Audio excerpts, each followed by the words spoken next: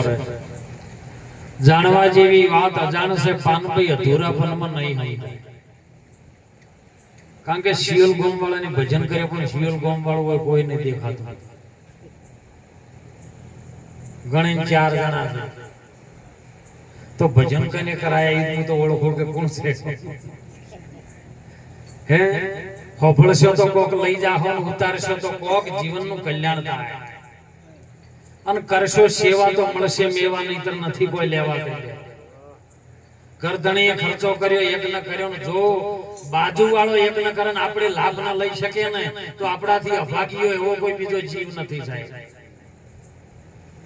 એટલે મહાપુરુષો સંતો આ જે સંતો આપણી વચ્ચે છે ને એ પ્રગટ છે ખૂબ સુંદર વાત કરી અતુરમ મહારાજે કે દીવો લખેલો હોય દીવો ચિતરેલો હોય અને દીવો પ્રગટ થતો હોય એમાં જમીન આસમાનનો ફેર છે પ્રગટ દીવો જે થતો હોય ને એમાં દિવેલ ભરેલું છે એ કદાચ તમારી દિવેટોમાં ડાળી દો ને તો તમાર પાસે અજવાળું નહીં સુંદર વાણીની અંદર વાતો આવી હતી સાહેબ સવારામ બાપાની વાણીમાં સવારામ બાપાએ કોઈને ઠપકો જ નથી આલ્યો એમને એમ જ કીધું કે દાસ સવારામ કહે છે સર્વે અમ્મા છે ખામી અમારામાં ખોમી છે કેમ કે આપણે જે પણ અત્યારે સવારથી મોડીને હોજ સુધી જે કમાઈએ છીએ જે રૂપિયા પૈસા ધન દોલત હીરા મોણેક બધું કમાઈએ છે પણ એ બધું શેના માટે શરીર માટે તમે હોનાના દાગીના ઘડાવો રૂપાના ઘડાવો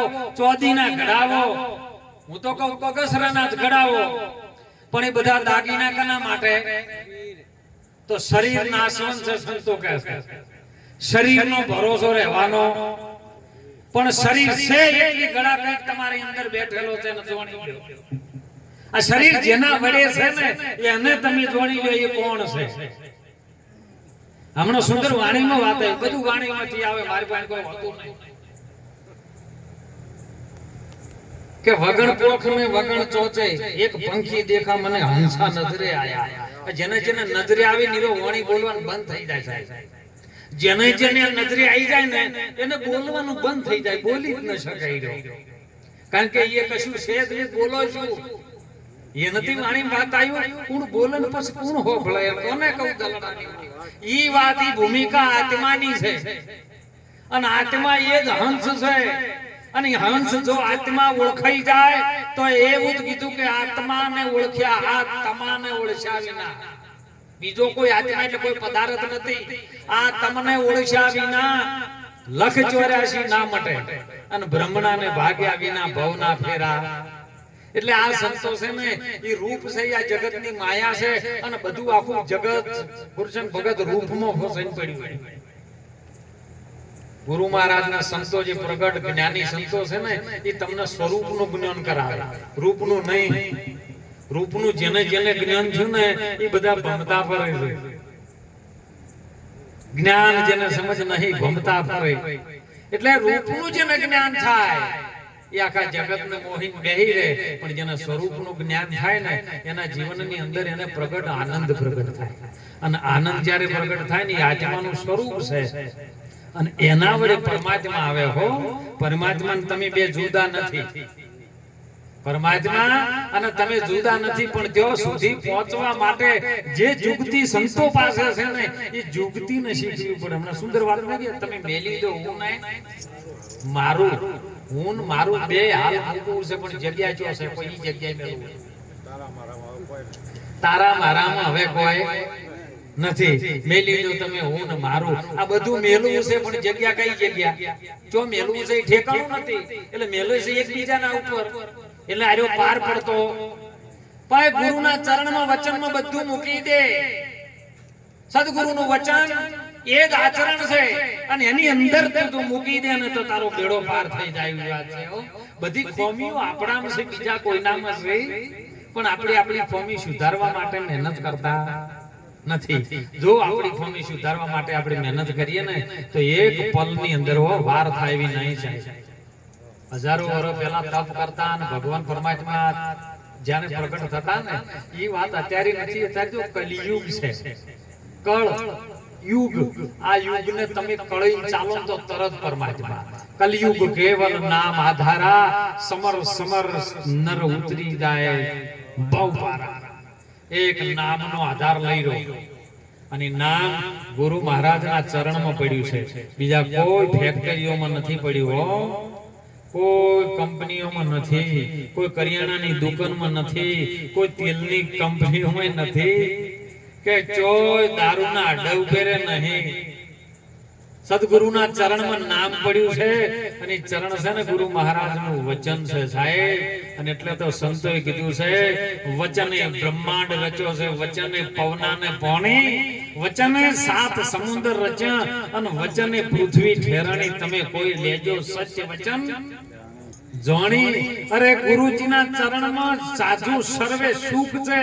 આ વાતો છે જેને જોણી, આ વાત જેને નહીં જોણી એને કરી નાખ્યું જીવન ધૂળ ધોણી. તમે લેજો સત્ય વચન નો કોક જોણી. તો સત્ય વચન એવું શું છે સાહેબ? સત્ય છે ને બોલાયું નથી. સત્ય છે બોલાયું જ્યારે તમે સત્યની ભૂમિકામાં જતા રહો ને પછી બોલવાનું વાણી અક્ષર મન ઇન્દ્રિયો કોઈ બોલાયો વિષય છે નહીં. અને એટલે મહાપુરુષો આપણે જગાડે છે ને સ્વરૂપમાં લઈ જાય કે તારા સ્વરૂપમાં તું જો એક વખત જાગી જા બસ. અને એક વખત જો એમાં જાગી જાય ને તો ત્રણેય કાળનો પ્રલય થઈ જાય તો એ જાગેલું છે કોઈ દાડો આગા પાછું થતું નથી. કારણ કે સત્ય આવતું નથી અને સત્ય જતું. આ શરીર આવે અને શરીર જતું રહે. આ બધું જે ઊભું કરેલું છે કદાચ કાલે ભૂકંપ થાય તો હેઠો પડે હે, પણ તમે જે છો ને એ આગા પાછા થયા એને જોણવાની સંતો મહાપુરુષે વાત કરી. અને મેં કીધું કે મરણ તિથિનો બાવા મહિમા છે ઘણો મોટો. મરણ તિથિ એટલે મરી જાય નહીં. કાળના ચક્રમાં તમે મરું મરું કરીને મરી જો છો એની વાત. શરીર તો જાહે, શરીર મરતું નહીં પાછું આમ તો. કારણ કે શરીર 5 તત્વથી દરેકનું બંધાયેલું છે. 5 તત્વથી શરીર બધાનું બંધાયેલું. અડધું આખા પાછું કોઈનું પરમાત્માએ દગો રાખ્યો. 5 તત્વ તમારા આમ છે એવા અમારામાં છે. પણ જે છઠ્ઠું તત્વ છે આ શરીર જેના વડે ચાલી છે એ શું છે? તો એને ગુરુ મહારાજ સંતો આપણને એ તત્વ સુધી પહોંચાડવા માટે એ તારા સ્વરૂપ છે. અને સ્વરૂપનું જો તું દર્શન કરી લે કે જેના વડે આખું બ્રહ્માંડ છે એનું તું દર્શન કરી લે. એક જ વખત ખાલી ડૂબકી મારી લે, એક જ વખત. 99 વખત તમે કદાચ સાચું બોલ્યા હોય અને એક વખત એક ગાળ બોલી જો બોલો કદી જાય ખાઈ હો વર્ષે મોનો તમને હોમો મળે તો આ પેલો જ છે 20-25 વર્ષ પહેલા આપણે ગાળ બોલી ગયો હતી બોલો જાય ખરું. એક ખોટું નહીં જાતું તો સાચું કેવી રીતે જાય હે? એટલે મહાપુરુષો કે છે સત્યનો સંગ કરજો. ભજનમાં આવવાથી કલ્યાણ શું થાય?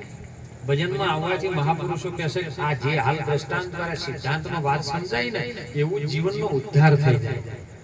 આપણે હું તો કહું છું ભજનમાં આવો હોભળો કઈક વાત જીવનમાં ઉતારો. અમારું તો ભજન થઈ ગયું છે, અમારે કોઈ કરવાની જરૂર છે. હવે ભગવાન જો લઈ જઈએ હાસો. પણ આ શબ્દથી કઈક જીવનમાં કોકનું કલ્યાણ થઈ જાય, કોઈ જીવાતમાં સારા માર્ગે ચડી જાય. એના માટે સાહેબ આ બધા રાત જગાશે, જાગરણમાં પરિવર્તન કરીએ છીએ. નહીતર ભજન બેઠે બેઠે થાય ને ઊંચે થાય ને હેડતે હેડતે ભજનની કોઈ સાહેબ સમય જ નથી. ભજન ગમે ટાઈમે થાય. પણ આ સત્સંગ શબ્દ એવો છે કે સત્સંગની આધી ઘડી સમરણ વર્ષ 50 હે ઇન્દ્ર વાળી એક ઘડી અને અંત હેડે બારે. સત્સંગનો એક છોટો પડી જાય, હજારો મણ દૂધ ભેળું કર્યું હોય પણ કદાચ જો એને જમાવવું હોય ને તો એક છોટો ખાલી સાસનો નાખો ને એટલે દહીં જોમી જાય સાહેબ. અને જોમી જાય પછી આગા પાછું થાય.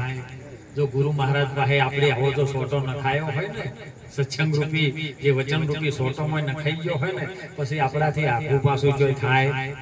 આ તો ભજન કરવા છે, ગુરુ મહારાજના ચરણ રહેવું છે ને આખું પાછું કરવું છે. બે મેળ આવે કે બાપુ એમ શું ચાલી છે એ તારો બાપુ ગોડો તું એ ગોડો આ વાત જ નહીં આવતી. આખું પાછું ન થવાય. મહાપુરુષો કહે છે સંતો મહાપુરુષો એક એક શબ્દ સ્વારું જીવનની અંદર ગુરુ મહારાજનું એક વચન હરવા માટે, એક બાપાનો વચન હરવા માટે રામ પોતે પરમાત્મા સ્વરૂપ હતા, પણ જેને અયોધ્યા મૂકી અને 14 વર્ષનો વનવાસ વેઠી લીધો.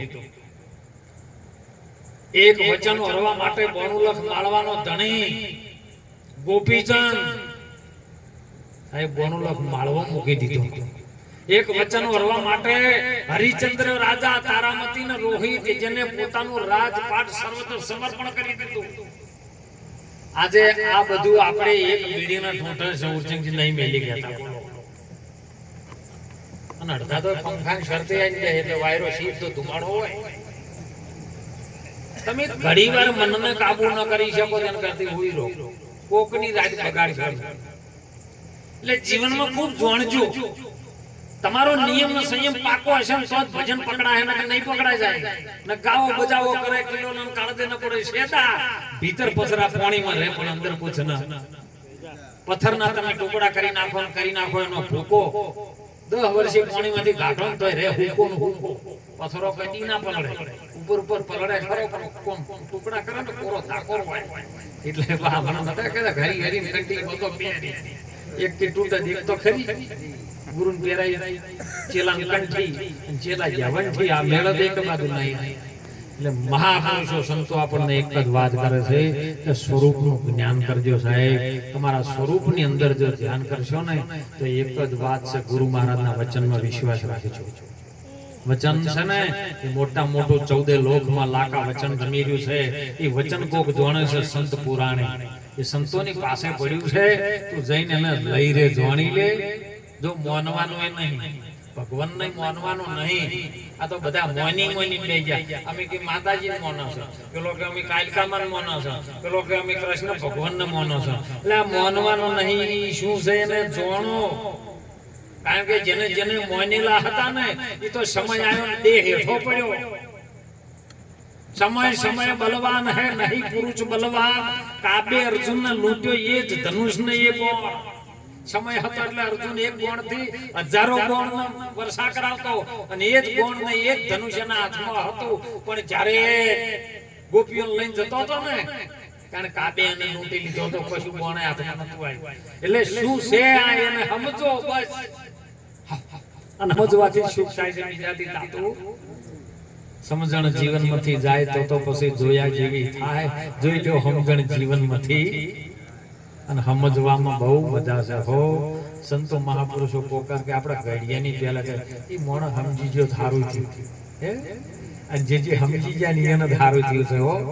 નહીં સમજાય એને મૂર્ખને બોધ ન લાગે કોઈ જેને સંત ભલે ને સમજાવે. એ સંત ભલે ને સમજાવે એને 4 વેદ રે ભણાવે. મૂર્ખને બોધ ન લાગે રે સંત ભલે સમજાવે. સંતોની વાતો બહુ કડવી છે સાહેબ. અને એટલે વિસનગર ની અંદર સાહેબ કાજી અનવર સાહેબ થઈ ગયા. થોડી મુસલમાન નો સૂફી સંત નો સાહેબ, પણ એને એક સનાતન ધર્મ ને જોડીને એની વાત કરી કે ખુદા તેરી અકલિત માયા ભેદ કિસી ને ન પાયા. जो किसी ने भेद पाया वो समझो हो गया दीवाना.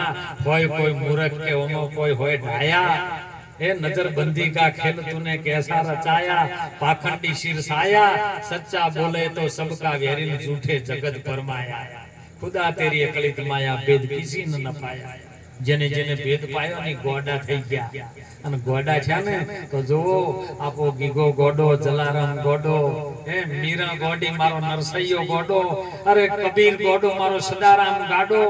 જે જે સંતો સાહેબ ગોડા છે અને જોઈ જો મારી આ ગોડાની છે.